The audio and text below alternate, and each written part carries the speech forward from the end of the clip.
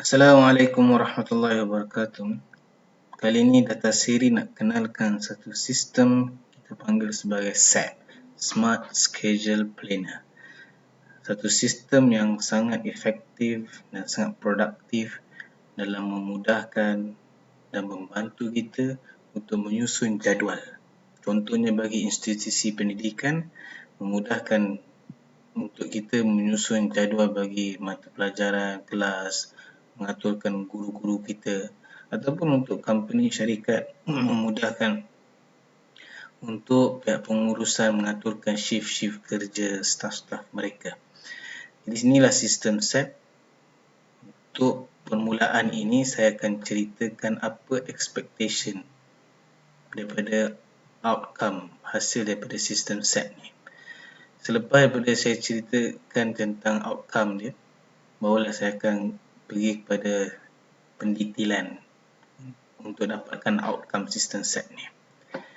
Okey, jadi yang pertama sekali kita tengok pada jadual ni. Ini adalah template jadual. Template ni adalah dynamic, boleh diubah mengikut citarasa kita. Macam mana kita nak aturkan masa dia punya apa yang ada dekat tepi ni semua kita boleh aturkan mengikut citarasa kita lah. Cuma untuk contoh outcome ni saya dah siapkan template dia.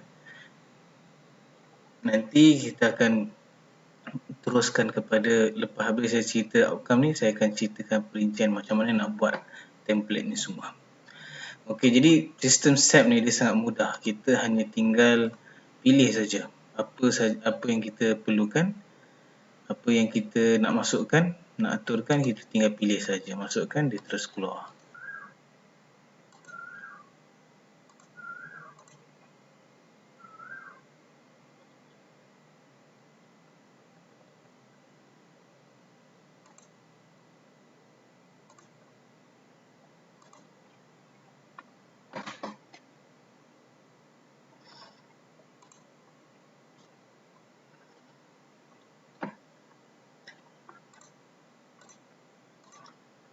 Okay, lepas kita aturkan jadual yang pertama, maka untuk jadual yang kedua ni, ada kalanya kita nak susun balik tu macam menyusahkan atau merumitkan.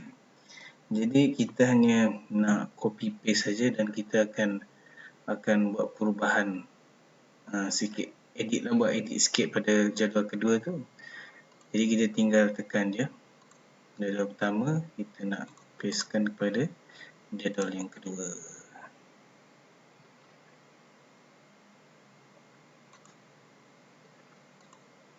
Lepas tu kita boleh buatlah editing.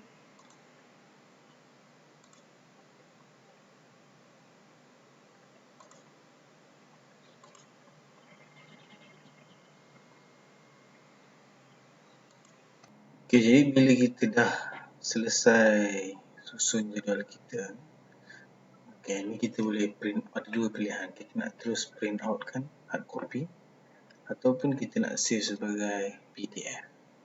Untuk outcome kali ni saya kasih contoh lah supaya kita nampak outcome dia terus kan. Saya akan tunjukkan dia punya PDF dia lah. Kita terus je tekan PDF ni, maka lepas tu dia akan bawa kita pada tempat ni. Kita dah save je lah kan. Contoh kita save.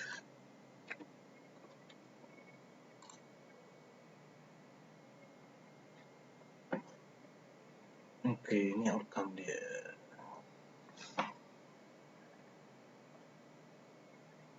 Jadi kita boleh terus print out kan, ataupun kita nak hantar WhatsApp ke, kita boleh terus hantar pada sini terus. Okey, seterusnya saya akan ceritakan daripada step awal sehinggalah ke step akhir dia. Apa proses dia dan juga apa features yang disediakan dalam SAP ni. Sangat menarik, teruskan.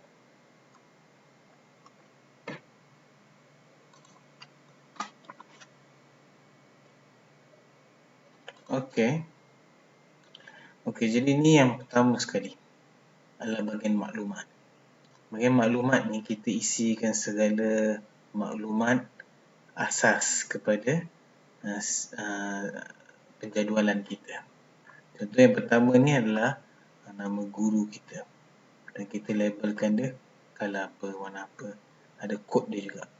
Ni adalah kelas dia, kod kelas, mata pelajaran dan kod mata pelajaran dia. Jadi bila kita nak isi maklumat ni, kita hanya tinggal perlu tekan ni saja. Tekan register ni. Kita masukkan maklumat, contoh kita nak masukkan nama Faisal. Kod dia kita nak letak mungkin FS. Okay, lepas tu kita labelkan warna dia. Di warna dia tak boleh sama, tapi tak ada masalah. Kita tekan je. Nanti kalau dia sama, contoh kita telah sama, jadi dia akan alert kita lah. Kita kena tukar warna lain.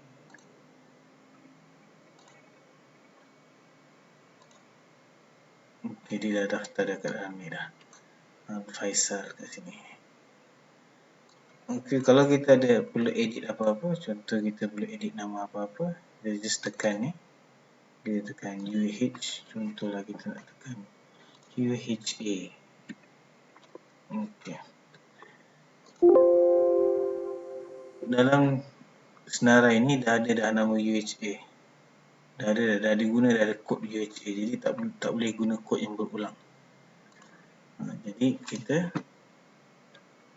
pakai kod yang asal. Lepas tu kita tekan save. Lepas dah ubah, kita tekan save je.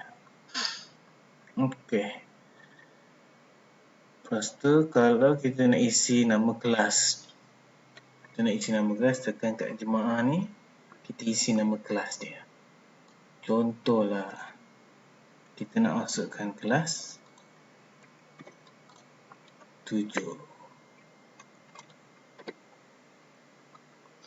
Kita save, dia terus masuk kat bawah ni. Kalau kita nak padam, kita tekan ni, kita padamkan dia. Jadi dia akan padam. Seperti itu juga madah pun kita guna cara yang sama juga. Kalau kita nak clearkan seluruh maklumat dalam ni, kita just tekan ni, kita buat pilihan. Bahagian mana kita nak clearkan, kita tekan, dia akan hilangkan maklumat. Ataupun kita nak clearkan semua sekali, kita tekan yang ni, maka dia akan buang semua sekali maklumat ni. Okey, ni adalah bahagian maklumat kita daftarkan. Mudah kan? Yang kedua adalah kita nak daftarkan mata pelajaran kita, subjek kita. Tadi kita dah daftarkan nama guru, nama guru, kita punya mata pelajaran dan juga kelas. Sekarang kita nak daftarkan subjek dia. Okey, subjek dia mudah saja. Kita hanya tinggal pilih-pilih je. Contoh kita nak masukkan kepada kelas 2.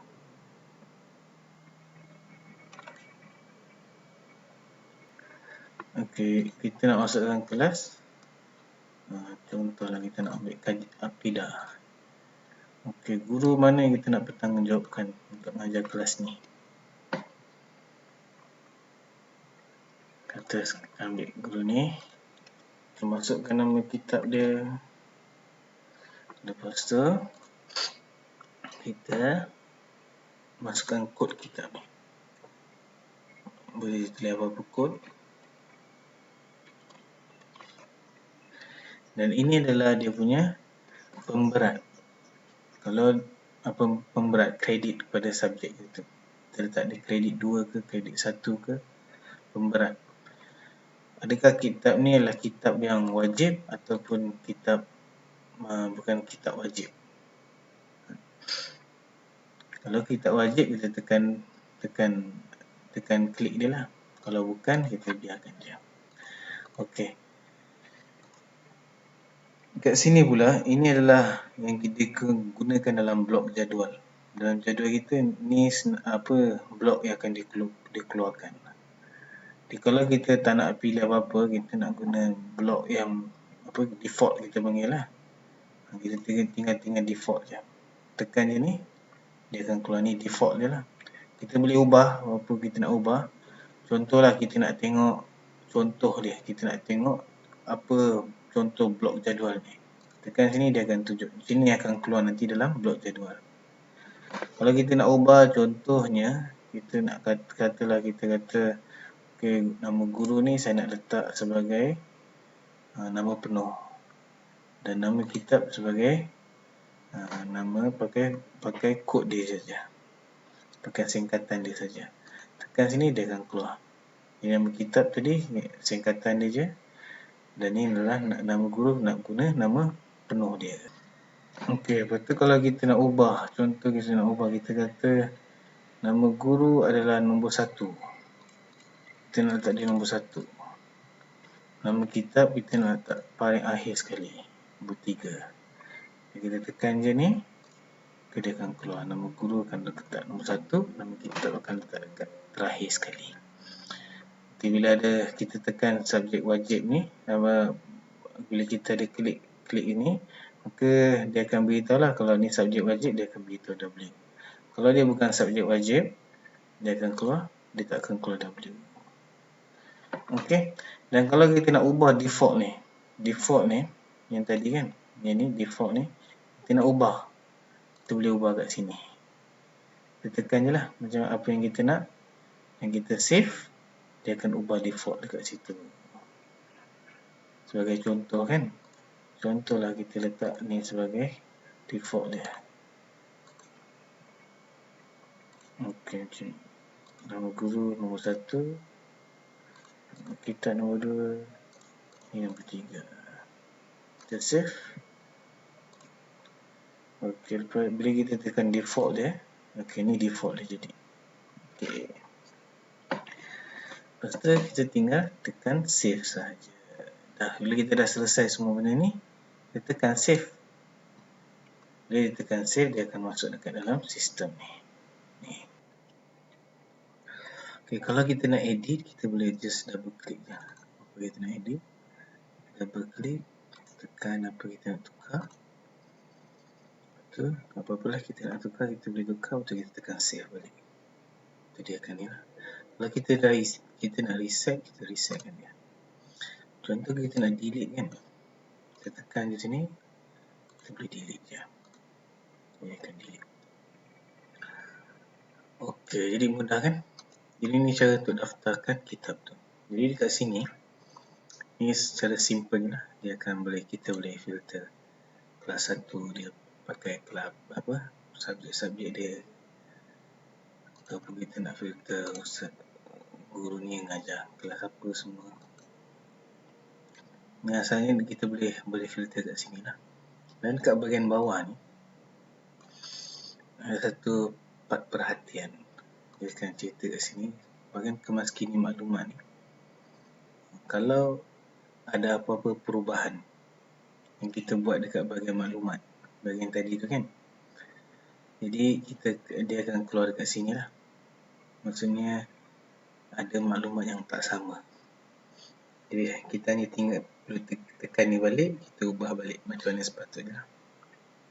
Dan kalau kita ada ubah bahagian kod pula dekat bahagian maklumat, kita hanya tinggal tekan ni je. Dia akan auto update dekat semua balik. Okey, lepas ni daftar. Tadi maklumat, sekarang daftar. Okey, ni adalah dia punya taburan. Kita panggil dashboard lah. Dashboard pembahagian kerja yang kita buat pada semua guru. Kalau contoh ni macam ni, contoh daripada guru lah. Jadi ni dashboard, maksudnya dashboard ni kita boleh tengok secara keseluruhannya. Ada berapa kelas, 5 kelas, ada 15 guru keseluruhan, tapi hanya 13 guru saja yang kita ada bagi tanggungjawab. Ada 9 madah, ada 44 kitab. Okey, jadi ini dia punya asasnya dia ada satu bahagian yang keseluruhan. Ini adalah bahagian untuk pendetailan mata pelajaran. Ini adalah bahagian pembahagian kelas. Ini pembahagian guru dan mata pelajaran. Ini adalah melihat macam mana kerja-kerja dibahagikan. Okey, jadi semua ada penerangan dia dekat sini. Just tekan dekat sini, dia akan ceritakan lah. Tekan je kat dia punya topik ni, dia akan ceritakan apa benda, apa maklumat kat dalam ni. Tekan kat sini, dia akan ceritakan. adalah taburan subjek dia. Contoh macam ni diceritakan kan, pembahagian ni kelas 1, kelas 2, kelas 3, kelas 4 sampai seterusnya lah. Jadi dia tunjuk berapa subjek yang kita telah letak bagi setiap kelas ni. Ini dia punya penerangan dia lah. Jadi contoh macam ini pula adalah credit hour dia. Bagi kelas 1 dia ada berapa? Dia ada 3 kelas yang ada credit hour 1. Dia ada 3 kelas. Dia ada 3 subjek yang ada credit hour 2. Contoh macam kelas 5 ni, dia ada 5 subjek keseluruhan. Macam ni kan, 5 subjek keseluruhan. Dan dia ada 2 subjek yang ada 2 credit hour. Dia ada 1 subjek yang ada 3 credit hour. Dia ada 2 lagi subjek yang ada 4 credit hour. Okey, ni dia penerangan dia dekat sini lah. Jadi dekat sini dia tunjukkan secara keseluruhan pembahagian subjek dan pemberat kepada subjek itu pada setiap kelas. Okey, yang kat sini pula, ini adalah pembahagian guru-guru. Contoh kan, pembahagian guru-guru. Guru ni dia mengajar. Bagi kelas 1 ada guru sekian mengajar subjek sekian, guru sekian mengajar subjek sekian. Contoh kan, kita tulis, tekan subjek 1, jadi dia akan keluar lah. Guru ni dia mengajar subjek ni. Dia beritahu yang secara detailnya. Jadi subjek ni pula dia cerita kat sini. Subjek ni kredit hour dia 2. Subjek ni pula dia di bawah mata pelajaran hadis, kredit hour dia 2. Jadi kita boleh tahu 6 kredit hour ni ada 2 ni. Mana satu subjek yang ada 6 kredit, 2 kredit hour, 1, 2, 3, 4, 5, 6. Ada 2 subjek yang ada 1 kredit hour. Okey. Itu contoh dia lah. Contoh kalau kita ambil kelas lain, jadi kita nampaklah pecahan dia. Apa yang 4 kredit hour, guru mana yang mengajar dalam kelas ni. Okey. Okey, jadi yang ini pula. Jadi untuk bahagian ni, asasnya bahagian ini dia adalah untuk melihat bagaimana kita membahagikan tugasan kita ni, membahagikan kitab-kitab ni kepada guru-guru kita. Adakah kita bahagikan secara adil ataupun kita, dan satu bahagian lagi adalah untuk kita melihat guru mana yang kita telah beri dia tugasan yang lebih daripada orang lain ataupun guru mana yang telah dapat tugasan yang lebih kurang daripada orang lain, daripada guru yang lain. Okay, jadi ini ada penerangan dia lah, penerangan detail kat sini. Bahagian pertama dalam carta ni, dia akan ceritakan guru ni dia ada berapa subjek wajib, berapa subjek tambahan. Yang hijau gelap ni subjek wajib, hijau cair ni adalah subjek tambahan. Dan daripada situ juga yang kita nampak bulat-bulat ni, inilah kita panggil task distribution index. Cara macam mana kita membahagikan tanggungjawab ni kepada guru-guru kita ni.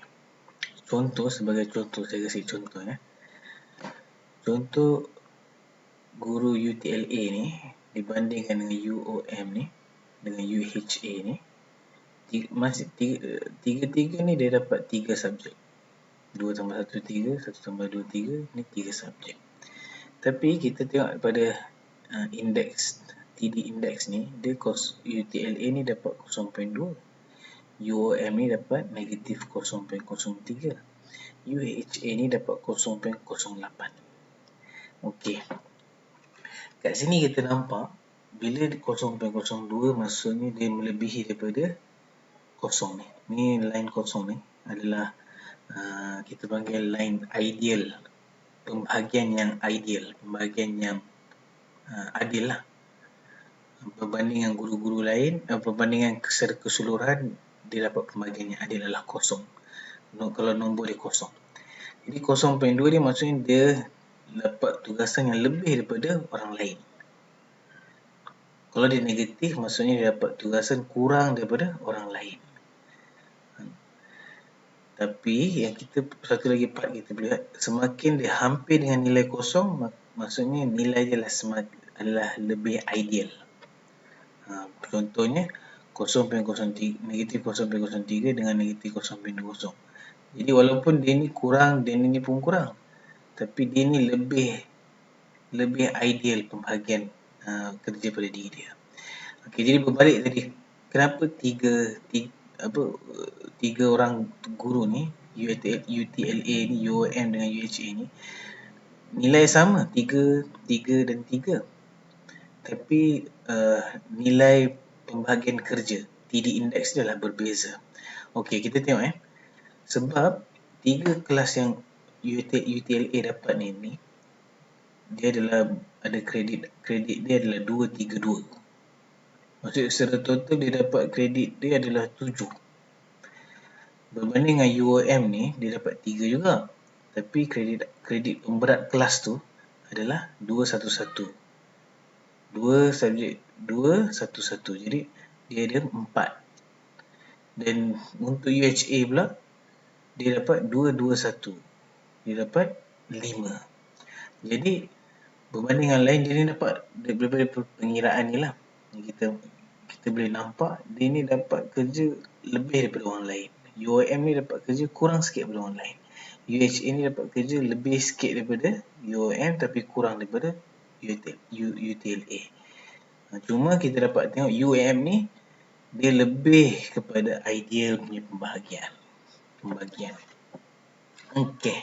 Jadi ini bukanlah maksudnya sebagai satu nombor yang kita kena ikut. Maksudnya kalau semua kosong lagi baik, tak. Boleh jadi ada guru kita yang ada guru ataupun staff kita ni yang memang mereka ada kebolehan kepada kepakaran kepada sesuatu subjek, maka memang dia perlu ambil subjek yang berat dan secara tak langsung dia akan dapat bebanan kerja yang lebih. Jadi ini sebagai panduan yang kita tahu untuk pembahagian pengajaran, dia ni dah dapat kerja yang lebih daripada orang lain. Jadi mungkin nanti kita nak untuk pembahagian tugasan-tugasan lain, kita boleh tahulah yang dia ni dah dapat kerja yang lebih dalam pengajaran. Jadi bahagian lain mungkin patut dikurangkan. Okey, jadi ni dia punya indeks dia. Task Distribution Index secara mudahnya adalah keadilan dalam pembahagian tugasan. Okay. Kalau dia negatif maksudnya dia kurang, kalau dia positif maksudnya dia terlebih daripada orang lain. Kalau dia kosong maksudnya dia ideal. Dia ideal lah. Okey, kat sini yang macam tadi saya tunjuk dia adalah filter. Jadi ni kita boleh tengok lah. Contohlah kita nak tengok guru kita ni, dia mengajar subjek apa, mengajar kelas mana, kita boleh tengok dekat sini.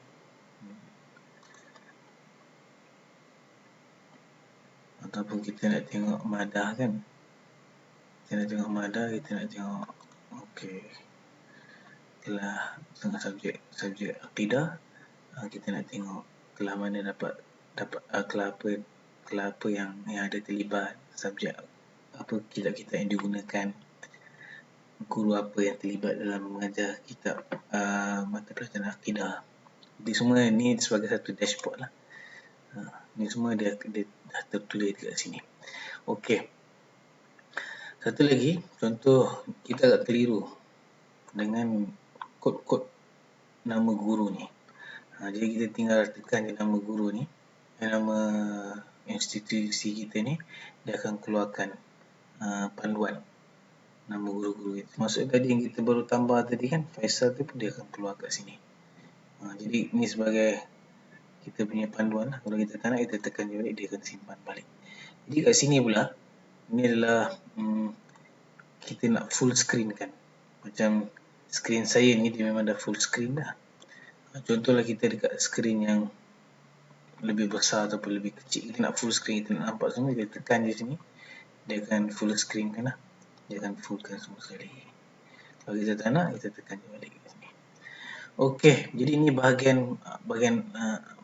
kita boleh kata part pertama adalah kita daftarkan maklumat, kita daftarkan kita punya tugasan kita, kitab kita, dan inilah dashboard dia. Okey. Jadi ini bahagian kedua adalah bahagian untuk buat jadual. Okey, bahagian untuk buat jadual. Jadi bahagian untuk buat jadual ni, okey. Bahagian untuk buat jadual ni ada 3 bahagian. Satu adalah dia punya bahagian bahagian tajuk dia, bahagian maklumat dia lah.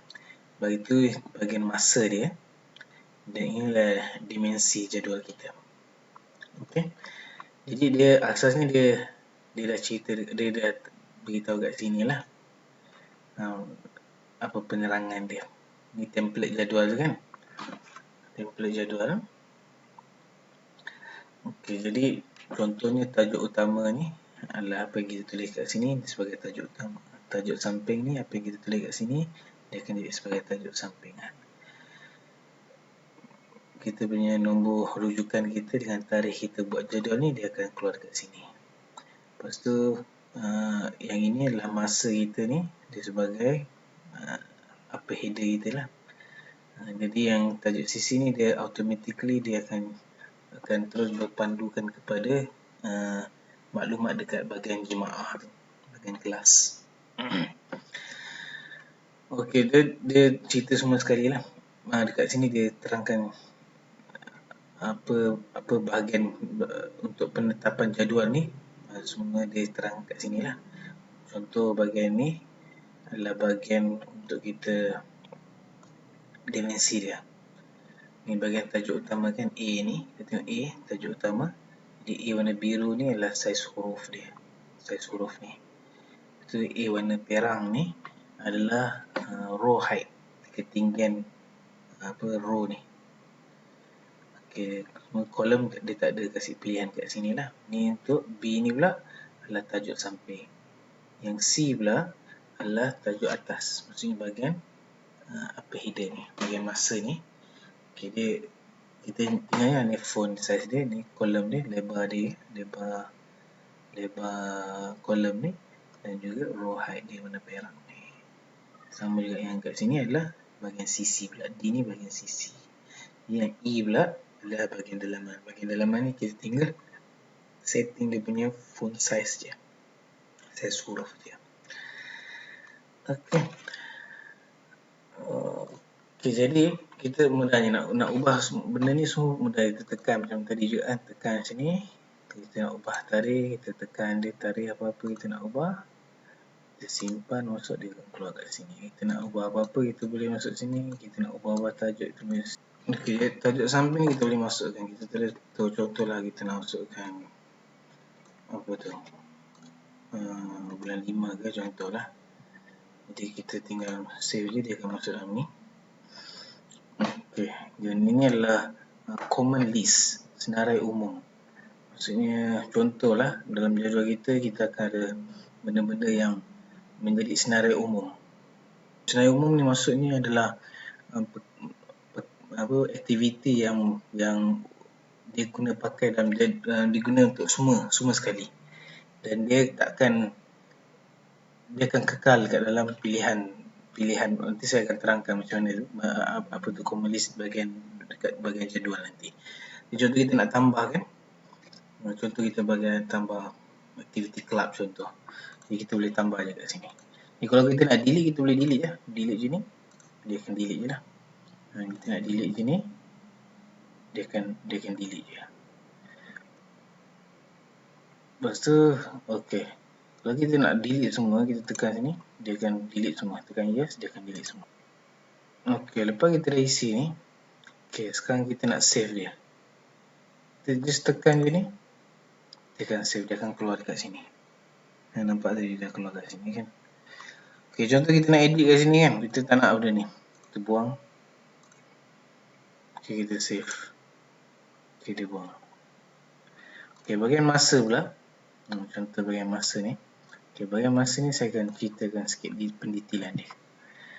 Okey, masa ni kita just tulis je berapa masa. Contoh masa permulaan kelas kita pukul 8. Contoh. Jadi yang bahagian 2 ni adalah period. Berapa period sesi. Ada 6 sesi ke, 7 sesi ke. Kalau kita buat 7 sesi, buat 7 sesi. Lepas tu, ini adalah setiap period ini berapa minit. Ataupun berapa minit. Contoh setiap period adalah 40 minit. Kita masukkan 40 minit.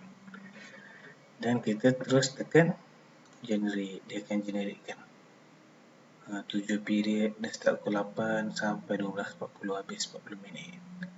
Okey. Tapi dia belum masuk lagi sini. Dia baru rangka kat sini je. Jadi yang ni pula, ni apa maksud dia? Okey, contoh tadi kan kita 40 minit tadi kan. Kita tekan sini. Okey, dia ada 2 pilihan. Ini adalah kita bagi masa tambahan. 2 pilihan masa tambahan ni. Ini hanya kalau ada keperluan kita nak gunakan cara macam ni, kita boleh pakai. Jadi yang pertama sekali ni adalah kita menambah jurang di antara tempoh masa. Menambah jurang di antara tempoh masa. Maksudnya, contoh saya tekan ni. Saya masukkan dia berapa tadi? Saya nak masukkan 5. Okey, saya tekan ni. Jadi kita tengok dia start pukul 8.40. Tapi dia tak start 8.40 sesi kedua, dia start 8.45. Lepas 5 minit baru dia start sesi kedua. Jadi dia menambah jurang tempoh masa. Jadi kalau contoh yang kedua ni pula, saya bagi contoh yang kedua ni pula. Okey, contoh yang kedua ni. Okey, dia mempercepatkan masa mula bagi tempoh seterusnya. Jadi dia 8.40. Tapi dia tak start 8.40, dia start 8.35. Dia start awal sikit. Jadi ini dua keadaan berbeza.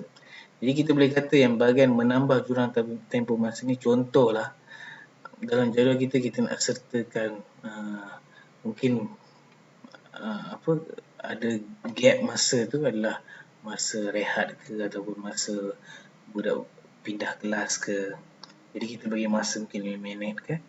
Jadi kita letak tambah jurang di antara tempoh masa. Jadi untuk yang kedua ni pula, contoh kita buat ada shift kerja ke apa, kita tak nak shift tu terhenti ataupun ada berlaku sebarang gap ataupun ada kelewatan.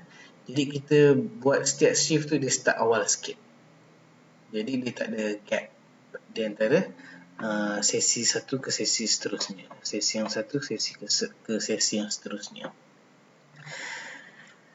Okey, jadi dan yang menariknya kan, contohlah kan kita buat 45, kita tak nak pun dia ni.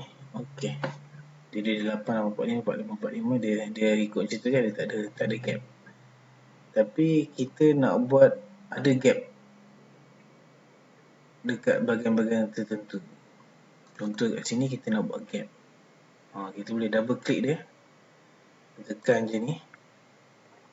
Okay, kita buat je gap kita 5 minit. Kita nak dia buat gap dia macam ni. Okey, kita tekan je, dia akan buat macam tu. Jadi 10 suku, dia tak start 10 suku, dia start 10.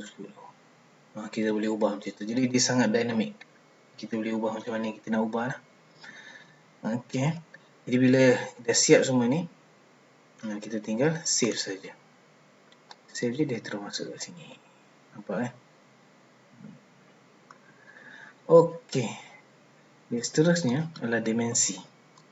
Dimensi ni panduan dia lah, yang gambar ni tadi lah. Okey, jadi kita tinggal, kalau kita tak nak ubah, kita tak ada apa-apa penetapan khusus pada kita ni, kita boleh pakai default je. Tekan default ni, dia akan keluar yang default ni. Kalau kita nak ubah apa-apa sekian-sekian, kita nak ubah, kita boleh ubah lah. Kita ubah ni, ubah ke macam ni, ulang lah. Kalau tidak, dia default je kat sini. Okey.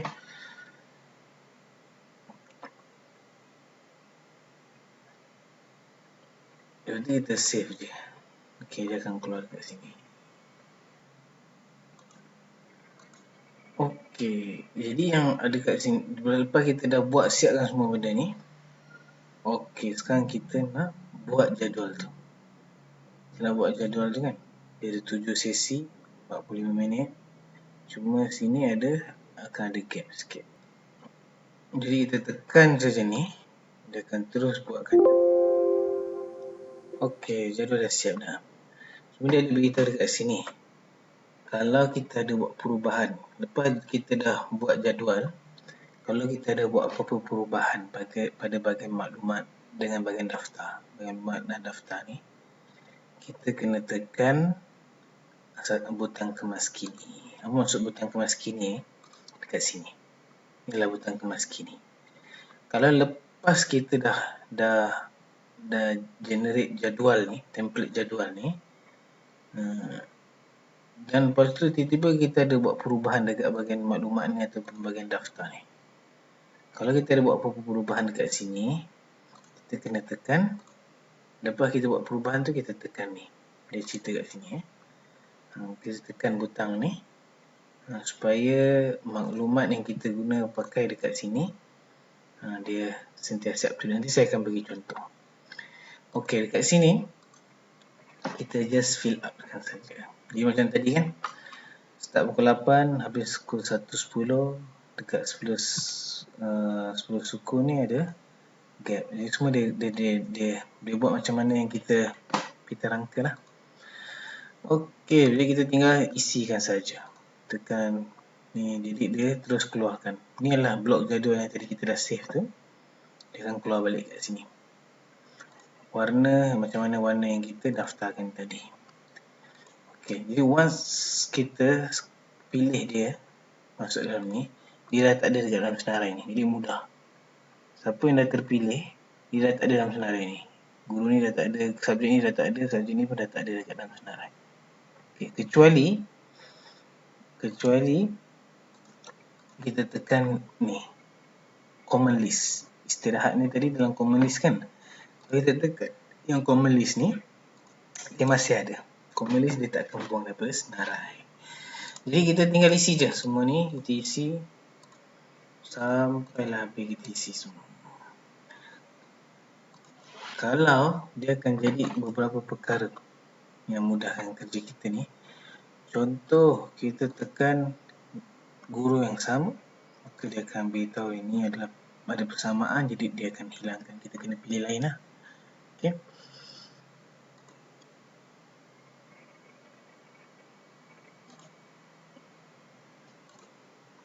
Okay, lepas kita isi, dah habis dah isi jadual pertama ni, macam saya terangkan awal tadi, kita boleh kopikan dia masuk ke yang nombor 2.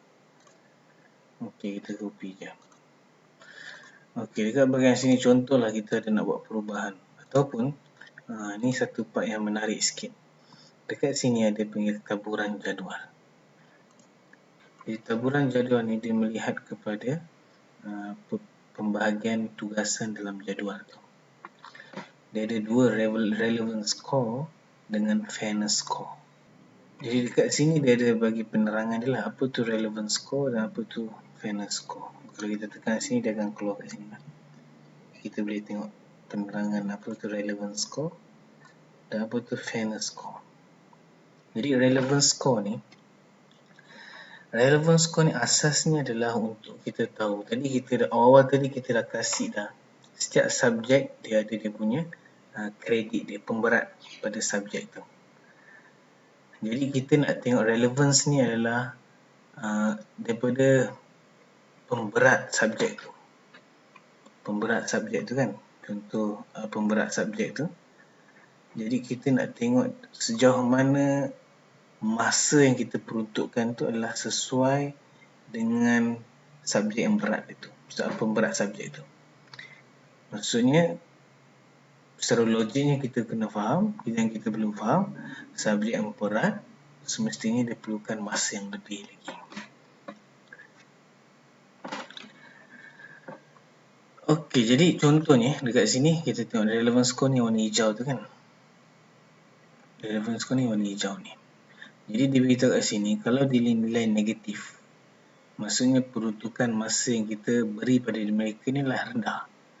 Kalau dia nilai kosong, maka dia adalah ideal, relevant lah, sebagus, sesuai dengan nilai kredit dia. Kalau dia positif, maksudnya peruntukan masa ni dah terlebih dah. Melebihi daripada yang sepatutnya dia dapat. Okey, lepas tu lagi satu, kalau dia ada dekat dalam filter ni adalah nilai tiada maklumat dalam jadual. Kalau kita tekan nilai ni, dia akan keluarkan mana-mana yang tak ada maklumat dalam jadual. Maksudnya kita tak pilih pun dia. Kita dah daftarkan dia, tapi kita tak bagi dia tanggungjawab apa-apa pun dalam jadual, terlepas pandang. Kalau ada nilai ni dekat dalam RS ni, kita tekan, dia akan senaraikan mana yang kita tak tunjukkan.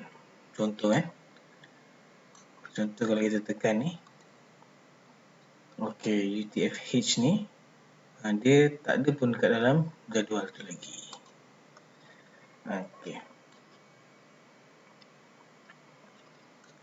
Okey, jadi contoh ni. Lepas tu lagi satu adalah masa piawai. Jadi dekat sini kita akan letakkan satu standard masa untuk kita justify pemberat tu. Contohnya kita letak dekat sini 45. Apa maksud 45? 45 ni maksudnya adalah dengan nilai pemberat 1, 45 minit yang adalah masa yang ideal untuk diperuntukkan. Okey, jadi kalau kita tengok kat sini, saya bagi contoh 3, UOM Stok Omar ni, dia total daripada semua subjek yang dia mengajar, total dia adalah 4 kredit. Jadi masa yang dalam jadual diperuntukkan 180. Jadi kalau ikutkan 45 minit bagi setiap subjek, setiap kredit, dia ada 4 kredit, jadi 180. Jadi dia dapat 180, maksudnya sesuai lah sangat. Kosong, ideal dia kosong. Maksudnya dia dalam keadaan yang sesuai. Dia tak ada kosong kat sini kan, hijau dia. Okey, jadi kalau Ustaz Khalid ni, kita tengok dia 8 kredit awal. Masa dalam jadual yang diperuntukkan 225 minit. Tapi kalau ikutkan sebenarnya, kalau 45 minit setiap kredit, jadi dia sepatutnya perlu dapat 360 minit.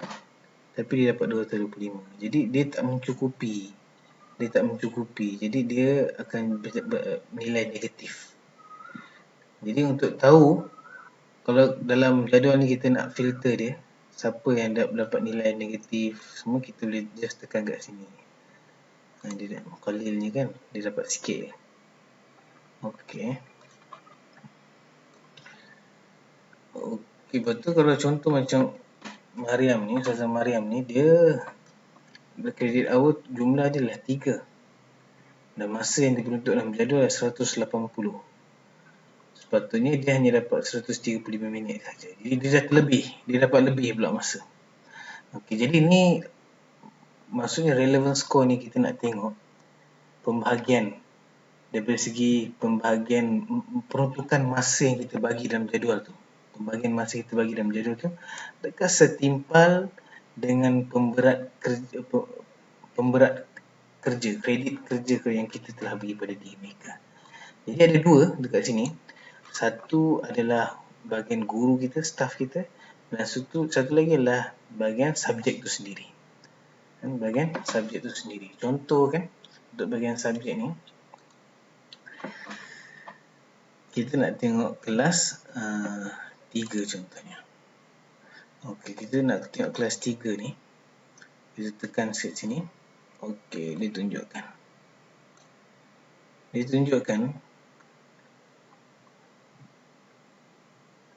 Dia ni dapat negatif 0.5 UF usul fiqah 2 dapat negatif 0.5, yang FA kod FA ni dapat negatif 0.5. Sebab apa kita tak bagi masa dia, satu masa pun tak bagi. Kosong masa dia. Tapi dia ada nilai kredit awal 1. Jadi dia tak ada lagi dalam jadual. Sama juga dengan pasal yang ni. Okey. Tapi kita tengok juga AK12 ni dengan TAQ3 ni. AK12, TAQ3. Mereka ni kredit awal 3 kredit awal. Tapi kita bagi peruntukan masa pada mereka ni hanya 90 minit saja. Mereka ni kurang dapat, tapi yang lain dapat kosong kan. Macam HD3 dapat kosong sebab dia dua kredit apa dapat pula 90 minit. Jadi bersesuaian dengan apa yang mereka perlu dapatkan. Jadi bila kita tengok kat sini, kita fahamlah yang kita kena buat perubahan dekat bahagian jadual ni. Ada part contoh tadi kita tengok bahagian kelas 3 kan. Kelas 3 yang tak ada dalam jadual adalah UF2 dengan FA. Apa tadi? Yang tak ada adalah usul fiqah 2 dengan kod FA ni. Jadi kita boleh ubah dekat sini.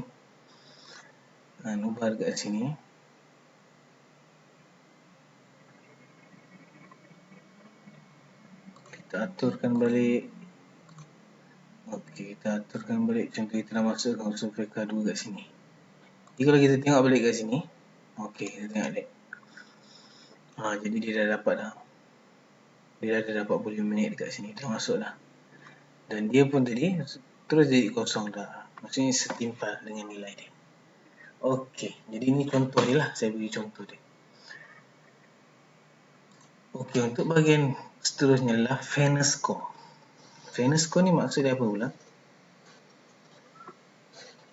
Fairness score ni adalah keseimbangan pembahagian masa kita.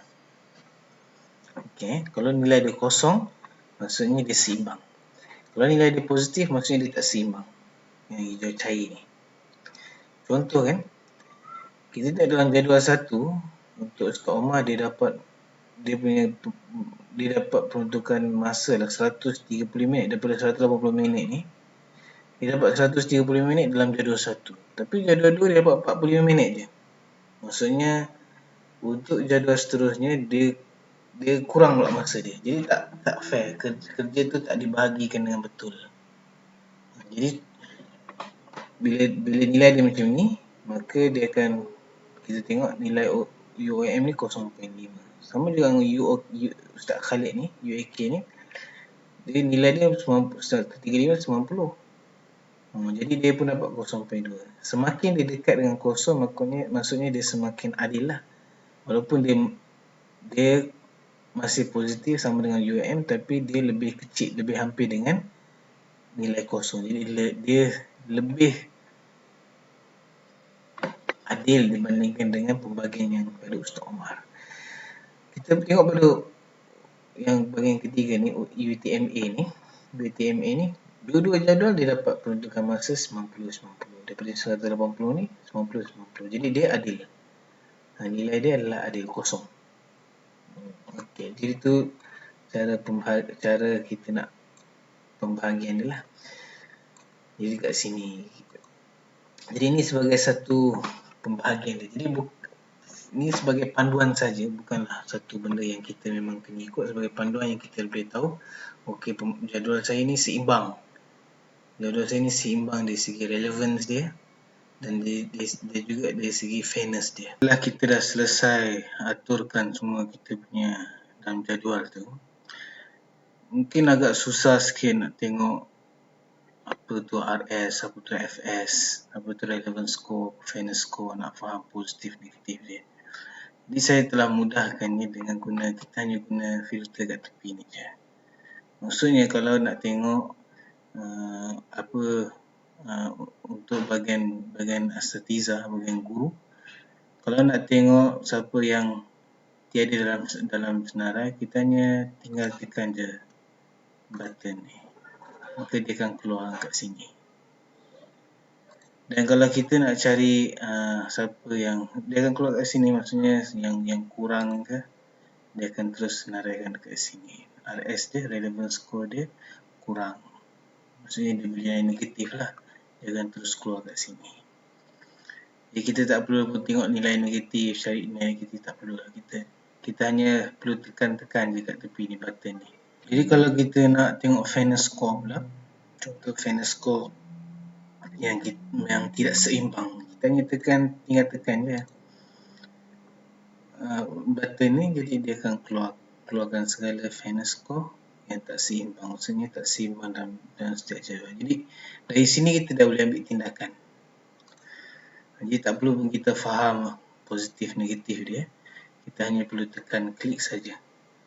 Klik saja dekat bahagian RS punya button ni dan FS punya button ni, kita akan dapat dia punya keputusan dia. Jadi kita boleh tahulah UF2 yang kalau kita nak rujuk UF2 ni apa, kita buka dekat sini. UF2 tu kitab apa. Okey, dia sangat mudahnya.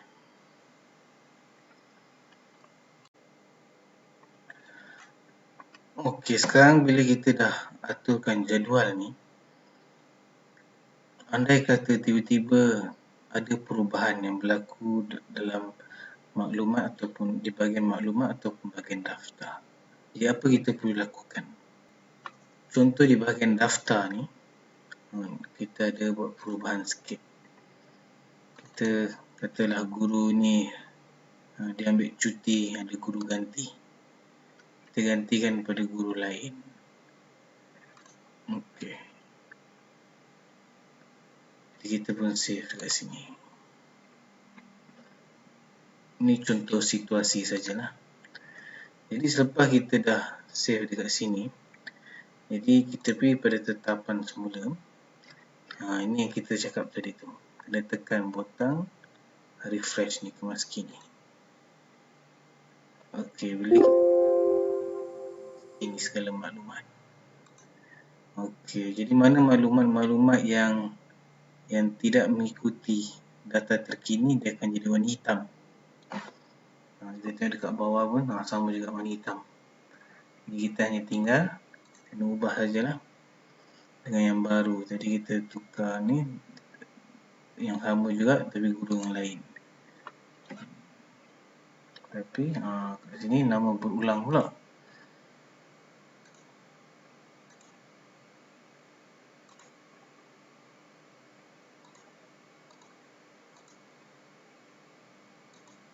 Okey, kat sini kita ubah juga. Dekat sini pun kena ubah jugalah.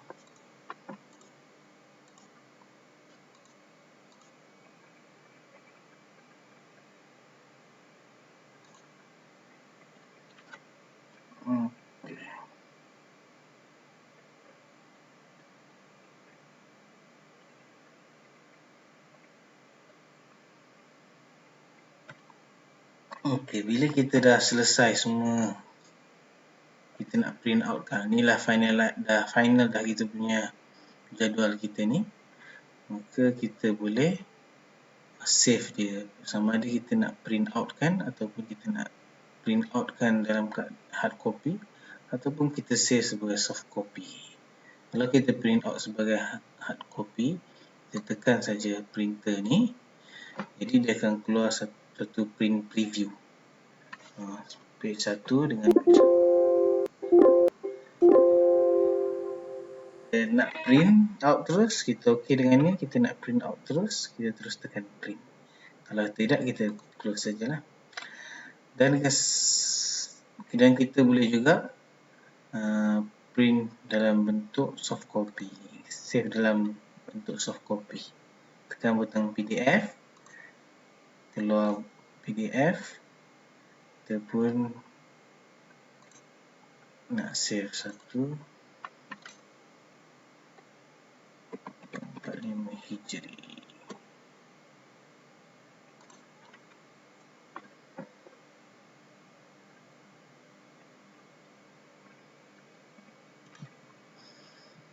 Okey, ini data kita. Page pertama dan page kedua.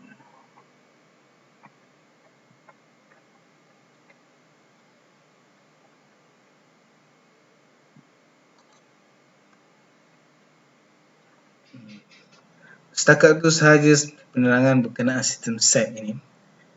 Jadi kita lihat betapa banyak features, betapa banyak kemampuan kebolehan sistem SAP ini yang sangat efektif dan sangat produktif dalam memudah carakan kita untuk menyusun jadual. Untuk kali ini, sistem SAP yang kami terangkan adalah Arabic version. Jadi selamat menggunakan sistem SAP. Sekian, Assalamualaikum.